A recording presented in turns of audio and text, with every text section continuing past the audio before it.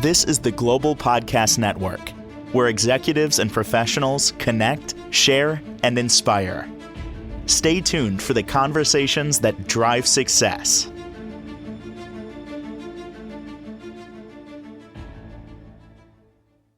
And welcome back, everybody. We are going to look at relationship styles today, and that could greatly improve your love life. The erotic blueprint, essentially, is where we're going with that. Where do you sit on that blueprint list? We're going to go into that today and lots more. She is a women's intimacy and empowerment coach and provides a lot of insight. This is stuff that people don't normally talk about, but really should to have the best life possible. Teja Valentin is back with us. How are you doing today? I'm great. Thank you. Oh, I'm interested to get into this. Yeah, right. I've never, I mean, I've heard of when we talk about relationships and relationship styles, the five love languages, Yeah. which it isn't directly connected to intimacy, but can be. But what's this other erotic blueprints? Am I saying that right?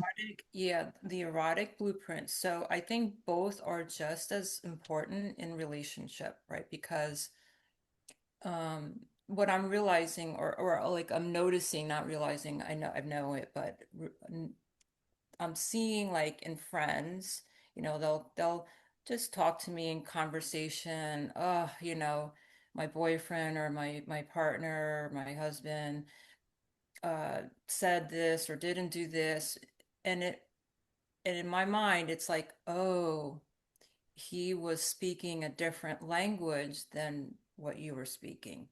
So Hmm.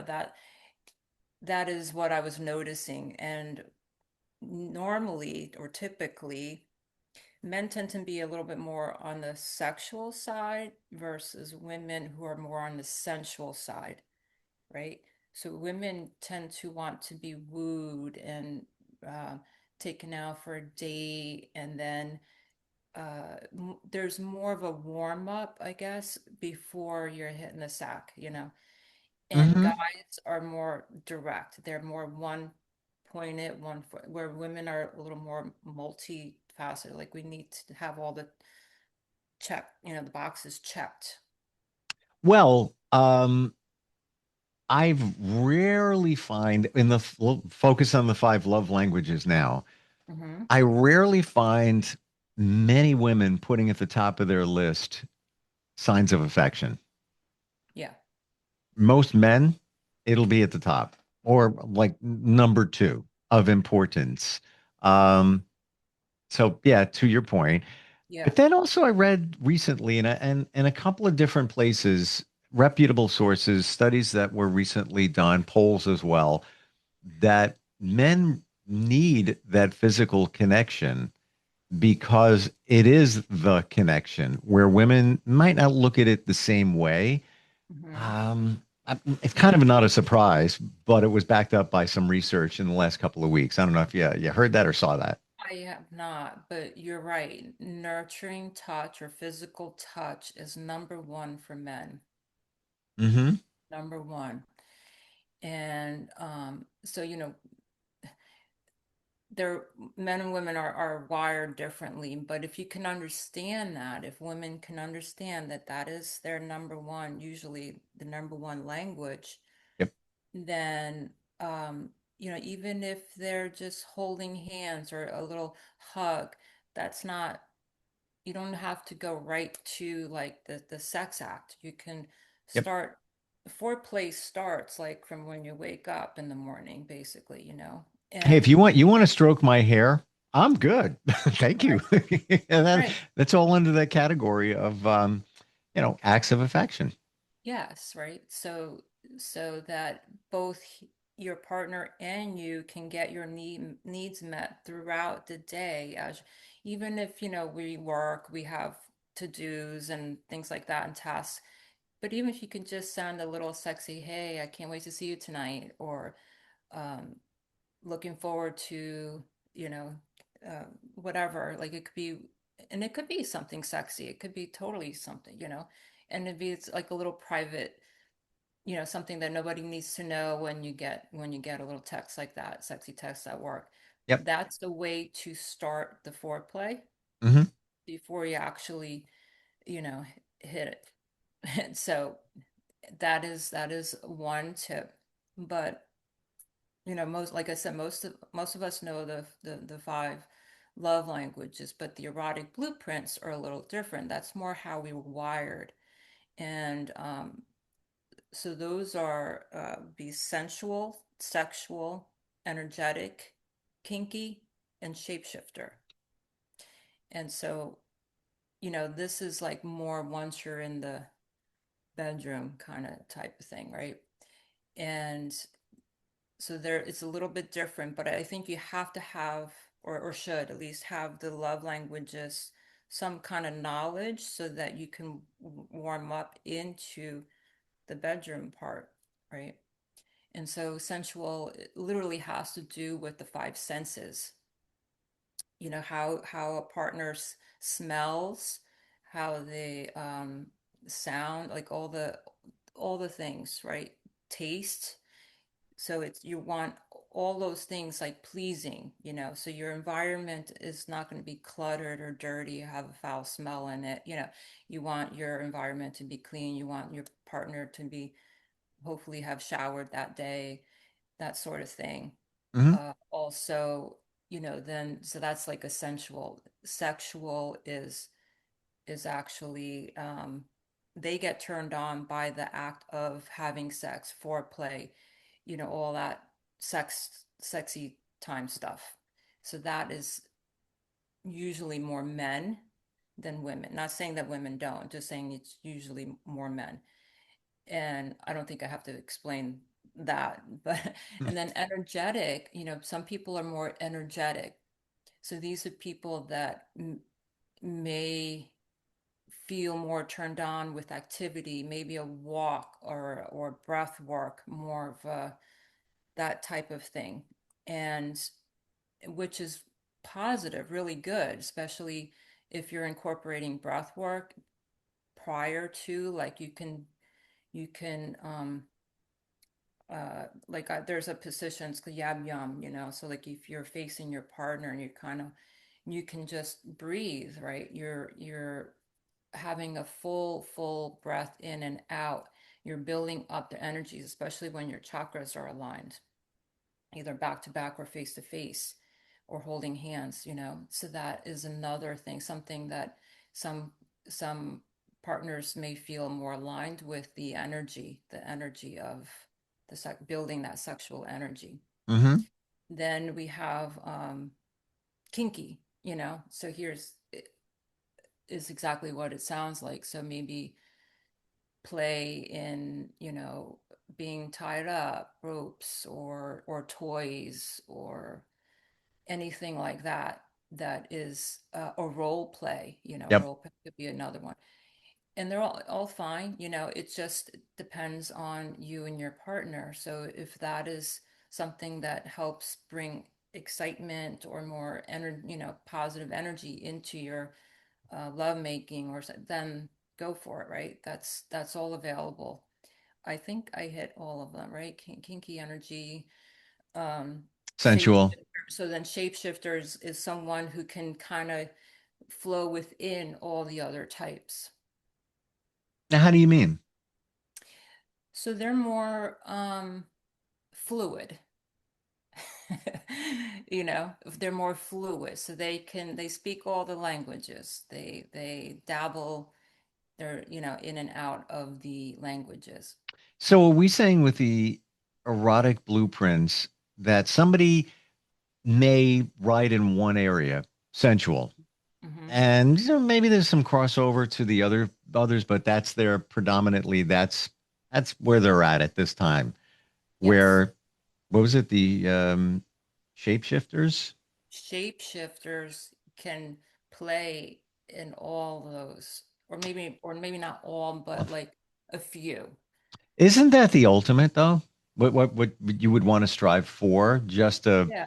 keep it spiced up and could you be a shapeshifter in all in one night? hit a bunch of the different territories all in one night. I wouldn't, I don't know if I would actually advise that, but I would say at least two, maybe three, not all of them. Well, okay, so let's say it starts with something sensual. Hmm. 40 minutes go by. Then it leads to maybe the sexual part, but there's a part of the kinkiness that's included in that as well. So like you're checking a few boxes there all in one evening session, if you will. You could, yeah. I mean, it's there's nothing really off the table, right? I mean, as long as you and your partner agree, you can totally have a. I would, I would actually like to see more instead of all in one night, maybe in a weekend. Really go like I like, more Hmm. deep, Sure. not surface, but like so I would say have a sexy weekend, right? And play with the different styles. Maybe you're going to do two or three on one day and then two or three on the other, and then kind of like see where you're at.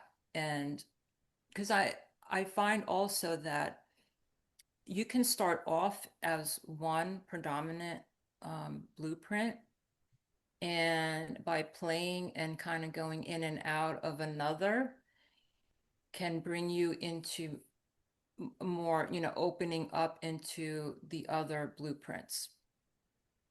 So like that started for me as well. Like also depends on the partner you have, so if I have one partner that's predominantly, you know, um, energetic or sexual, say he's energetic sexual, right? And then you have another partner who's a little more sensual and, you know, something, right? So then you kind of like me as a shapeshifter, I kind of can go in, but I would have maybe my favorite, but it's not that I couldn't or can't. And so the same thing with my clients. Usually what happens is there's some kind of disconnect. I don't know. I just can't seem to have an or orgasm or something like that. And I'm like, well, and I start asking the questions, and they were like, well, he just likes to get right into it. So then he would be a sexual, I would say, a sexual type. She's probably more of a sensual. So, this is what I kind of counsel, my clients on. How do you bridge that? Mhm. Um, which is probably a big challenge, because some men are like that. But Yeah. if it really depends on the partner, because you could be with somebody on the sensual side Mm-hmm. and hold each other so close with such intensity that it's as good, if not sometimes better, than true sex. And that could be the sensual for the entire night. And that both could feel like, wow, that was amazing. I never thought that could feel that way. I would say always start with an agreement, like actually talk about it. Like, I'm not so sure, but I'm willing to try. And but if I'm feeling uncomfortable, I'm making sure that it's okay if I say, not, I don't want to go any further. And then you agree on that. Like, yeah, okay, no worries. Let's just try. And usually that's not, I don't think that's a big ask. Hmm. Especially if you're diving into like if someone's sensual and now you're telling them to let's do kinky play, that's a bigger leap than maybe sensual to energetic or Right. That where the safe word could come in handy? yes, right, it could just be like, you Yep. know We hold need. on, like Yeah. state, right? Yeah. So yeah, so those are the things, like, because uh it really does make a difference. It really does. If you are a woman is very sensual, the partner needs to know that, oh, okay, maybe we need to start earlier, like, or start flirting, maybe flirting during the day, Hmm. getting kind of Yeah. get the hints and get you more in the mood, like, ooh, we're gonna do this. You could pass a little note to your, or a text or something like, can't wait to, something tonight, right? Those are little tips that I would suggest so that your mind is actually your number one, can be your number one sex organ, right? It's like, because now you're already taking that information and you're processing it, and then it's sending signals down to your, to your body, right? Mhm. So you're already foreplaying. Well, nothing's better than when both people are on the same page in terms of the expectation. It can get very uncomfortable where one is thinking this is going to take place later. This is what I'm feeling, what I want, but you're not sure if they're on board for it, whatever it is. And now there's almost a little bit of anxiety, wondering, where we're going with that. To determine it ahead of time doesn't matter what the erotic blueprint is, but to know that you're both anticipating something and whatever could happen after that is great too. I Yeah, think is just makes it all so much better. So you don't have right, to wonder what they're thinking. They already know the direction you're going in, but what you're expecting for the night. totally. It makes it more, everything more cohesive. Your night goes more smoothly. Yeah. Yep. 100%. Yeah, And it's like the worst, invite, yeah, somebody's coming over later. It's like, well, I'd like to in my mind, but I don't know if they're on the same page. And then try to redress that ahead of time. That can be uncomfortable depending on your relationship with them, et cetera, yeah. et cetera. Um, and is it truly called, this is the erotic blueprint? Yeah, so this was founded or developed by Jaya. Her name is Jaya, and she was on Netflix. I don't have Netflix, but I did get to see that, the when she was on Netflix. What's her name? Gwyneth Paltrow? Goop Oh, Goop. Goop, Gwyneth Paltrow, right. Right, yeah. So she was on there, and her partner Ian. So they have been together forever, and she developed these, um blueprints, sexual blueprints. And it's really fascinating, because I myself have been able to see myself journey through the different types, and then also depending on, you know, who the partner is, right? Hmm. It is very it's very interesting how it does, it can change, if you're open to changing. It just happened naturally for me, I think. So, um, yeah. And But of course, and then it's even better, right, when you pair it up with your love language, right? So that your everything is kind of like in aligned, right? You're speaking the same language physically and verbally. the communication, it's rhetorical to even say this, but it's so key in terms of expectations, wants, all of that. You may be thinking, a kinkier evening, and the other person's not really there, but that's really what you want. Yeah. And unless they understand it, it's not gonna work the same way. Yeah, and it's awesome when you can actually talk about it, even on a night that you're not having sex, right? Like Right. not even on the table. You can just like, hey, guess what? I heard, saw, read, whatever, Yep. where this happened, and would you be interested? Does this sound like of something that you would like to explore with me? That would be a perfect way to get your desire out there and then be met, well, I don't know, I'm not sure. Okay, well, could we at least try? That would be like, okay, then maybe set your boundaries. What are you a full yes on, and what are you not so sure? And then you can Sure. keep going with it and see, like you said, like a safe word, Mhm. uh it could just be like a hand on the shoulder, like, hold on, it's Uh, something like. you could have even found something online whether it's a technique or a toy, and just say, "Hey, look what I found. What do you think?" Or even send a link. You know, Exactly. Yeah, totally. That is exactly what I would say. I would say, and not in the spur of the moment, like whip out, hey. yeah. What do you think about this? Yeah. I would say it like earlier if you know that you're having it, it's sort of planned. Hmm. Yeah. Uh, how often is the surprise thing a good thing? So I think it's good if your partners to know what their type is, Mm, so if they're sensual and all of a sudden you're whipping out handcuffs, I don't know, like right. I would say if they're kinky, you could bring in some toys, I don't know, feathers, ropes, who knows, right?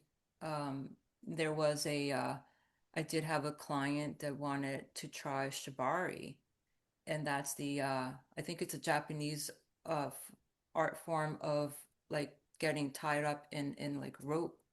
It's a thing. It's called shibari, and she kind of was like telling me about it, and she's like, I really would love to try that. I don't know why. I just feel like it would be kind of fun. Now, knowing already a little bit about her husband, he seemed game, he was more willing to try things. So in that case, I think it would be it would be a good thing. It would be totally not completely out of the blue to say, hey, honey, what do you think about shibari? I'd like to be tied up, Mm. and that's not so shocking, because they've had open discussions about what they, like or don't like. Yeah, I think the pressure is part of the challenge. If one's like, "Yeah, can we do this? I want to do this. I want to." Baby steps. Send a Right. link, send a picture, check this out, and just kind of lean back on it, get a response from it. Yeah. Even if, it's a sensual night, but, whip out the toy, It whatever it might it be, was. and, Yeah. don't do anything. Just say, if you're interested, got that over there. If you want to, would love to, if you would, and just without pushing it, like, hey, let's go. That just, if somebody's not into that at that moment, um, it's going to be uncomfortable. It yeah, in this case, in this scenario, it actually turned into one of the best laughs they've had. Hmm. They said that neither one of them really knew what they were doing, and they just ended up cracking up, just laughing and laughing. Like it was just fun, it wasn't like didn't go how they thought, but it was still like a good time. Right, right. Well, how do you say that again? What's that called? The Japanese Shibari? shibari? Shibari. I think it's Shibari. Right, that's what it sounds like. Okay, interesting. Um, didn't even know the erotic blueprint exists, but makes so much sense. And like the love languages, once you figure out what you are, what the other person is, and again, I believe that the five love languages, you are what you are. Yes, it can vary, but it's kind of, I don't see. I think that is how you learn from your parents, probably your style, like what Yeah, you needed to feel safe, what you needed to feel like you belonged, yeah. and yeah, so But the definitely. blueprints, that can vary from day to day. It really can, which is kind of cool. Um, Teja, how do we connect with you if a woman is listening and wants some Yeah. advice, some direction? What's the best way? Yes. My email, teja@tejavalentin.com. And then, or you can find me on my website, and then you can get on a Calendly link, tejavalentin.com. And that's TejaValentin.com. Or if you're more comfortable, instantfeedbacksteve@gmail.com. If you want, keep it anonymous. If you have a question, comment, whatever might what work for you. We'd love to hear it. Thank you for being here today. Really appreciate Oh, it. you're welcome. Thank you for having me. This is the Global Podcast Network, where executives and professionals connect, share, and inspire. Stay tuned for the conversations that drive success.